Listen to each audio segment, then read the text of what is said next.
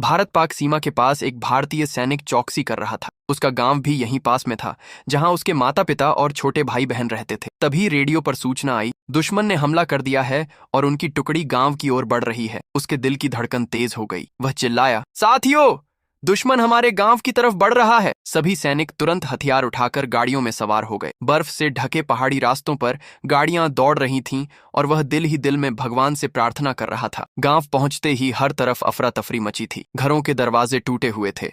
औरतों और बच्चों की चीखें गूंज रही थीं। सैनिक तुरंत गलियों में पोजीशन लेने लगे। हमारे जवान ने दीवार के पीछे से गोलीबारी शुरू कर दी। दुश्मन ज्यादा था, लेकिन वह पीछे नहीं हटा। उसने वायरलेस पर आदेश दिया, साथियों, छतों पर पोजीशन लो, मैं इन्हें नीचे खींचता हूं। वह जानबूझकर पीछे हटा।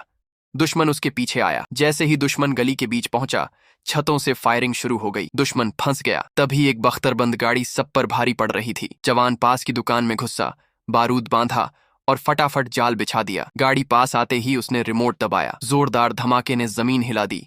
गाड़ी उलट गई। दुश्मन में भगदड़ मच गई। हमारा जवान जख्मी हाथ के साथ रेंगता हुआ दुश्मन के कमांडर तक पहुंचा। उसकी गर्दन पर बंदूक रखी और पकड़ लिया। बाकी आतंकवादी जान बचाकर भाग निकले। उसका शरीर खून और पसीने से भीगा हुआ था। तभी उसके माता पिता और भाई दौड़ते हुए आए। माँ ने उसे रोते हुए गले लगा लिया। पिता ने माथे पर चुंबन किया। जवान कैमरे की तरफ देखकर मुस्कुराया और बोला, लेकिन उसे आर्मी जवान के लिए कोई लाइक और सब्सक्राइब नहीं किया।